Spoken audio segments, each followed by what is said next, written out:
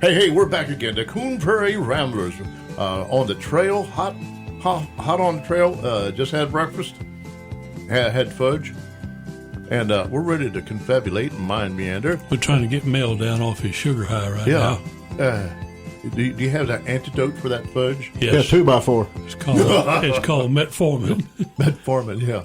Good thing I took my metformin. Melformin. Yeah. Oh yeah, I got to take it easy. I got a blood test coming up next Tuesday. Oh, Yeah. your A1C. Yeah, it's got to, they say you can't fool your A1C because, you get 6 months. I don't understand that, but anyhow. I don't know. I always try to fool it. I don't know if I work. I don't know what it is, so. It tests your It's blood fooling me. sugar's average level Yeah. over the past 3 months. Mm-hmm. I don't know how it does that. Okay, how can it tell that I had cheated for 2 months and then for 1 month I nailed it? I've always thought maybe they're just telling you that. That's what I'm thinking. Apparently, it can detect some sort of timeline in your Yeah. system. Somehow, I don't know what that Anyway. is. Like the rings on a tree, maybe. Yeah. You know, they have the bad rings whenever it's When it was good drought, years. When it's it was drought, they when can it rained tell. a lot. That Yeah. might be something like that. When it rained a lot, the spacing will be wider because it had more nutrition. So it grew faster. Yeah, and then the narrower the ring, the drought. Or It was a something. leaner year for Yeah, it. leaner Yeah, year. and like when you in Africa, trees are very slow growing, and Yeah. in the desert, that's why their wood is very dense. Yeah, Maybe we're that way. that's where I'm pretty I'm dense. very dense. I'm pretty dense. that's where frankincense comes from. Is Africa and Yemen. the What about country. myrrh? Myrrh. Myrrh? I don't know where myrrh comes from. I'll have to go study that one up for you. Anyway, the Coon Prairie Ramblers, brought to you by KC and the Moonshine Gang, Luke the Rebel Without a Clue, and Mel Man. Going to talk about famous movie stars Or infamous, or infamous movie stars. or wannabes. Well, if they're a wannabe, you don't know about them then, right?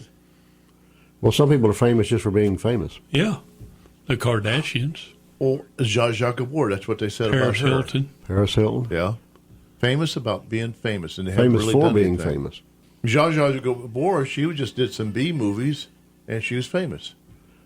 But she had her famous sisters, too. Worked for her. Yeah. Eva Ava, and then the other one. Perón. No. I don't know the name of the other one. I saw a picture of the other. But what we were talking about was the disconnect between Hollywood, especially the what they call A-listers, the famous people, and us. There's such a difference in what they think and how they live and their beliefs and what we think and what we believe, and especially political, religiously, everything about them are almost diametrically opposed Right. to what we are. And I think it's just recently hit a lot of people that, hey, they don't think like we think. They don't Right. act like we think. They aren't concerned with the same things we're concerned with. And they seem to think that they can control us by them having Their opinions. their opinion, making a video spouting their opinion and how stupid the rest of the And world now is, they but think not liking their opinion. Yeah, and I think they really, all this deal about the Russians trying to hack into the political system to influence, not to change it, but to influence the electrical Well, some of them were in electrical there, yeah. college. Took some electricians. The college, Shocking. the voting system. Yeah. But truth be told, there's probably more effort and more by the stars, the movie stars, singing stars, except for country. I think country don't swing that way. But so many of those people are so liberal and so anti everything we're for and for everything we're anti. Yeah. And they think that, and now that they lost, they're doing it sour grapes. Oh, we're not going to perform we feel sorry for everybody. We hate Trump. We're not going to perform for Trump. We're going to have a party for everybody else. Right. Well, they want to limit our speech, but yet they want to have freedom Yeah. of speech, And they're living they're in- going to their freedom of speech is going to walk all over our. And they're going to live in $30 million mansions and talk about the plight of the homeless and the plight of the people that have less. Yeah. I think we're able to have more empathy towards those people than they are. We're closer. Yeah. We're closer. Yeah. They're far removed from that. But I don't know. And it just seems to me like now that a lot of people are just now catching on to that. That, hey, I hope they catch on because I've always wondered, like, what, why, why? That's why you mentioned at the break that you don't have much knowledge of who is, however you said it. I've always kind of shunned. I haven't watched television. Typically, I'm not a television watcher, and I started that back in the '70s. I just kind of like tuned out. But the bad part is, when a lot of people like us get together and we talk about things, this guy and that guy, and I'm thinking, who's that? Because I watch more television than I do movies. I haven't watched a good movie in a while. I think there's more television shows on that are, to me personally, better than a lot of movies. Movies are just it's all. If it wasn't for there's no character-driven movies anymore. There's no story-driven movies. Well, that's what I was saying on Facebook the other day about black and whites. Because they didn't have the gimmicks. Right? They didn't. They didn't rely on the computer they had generation. To have talent.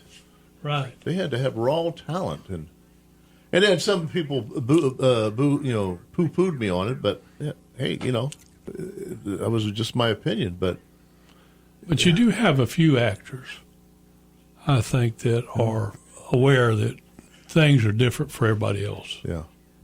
My daughter and my wife, they say we have a tradition. Every New Year's Day we go to the movies and we go to the beach, Siesta Key.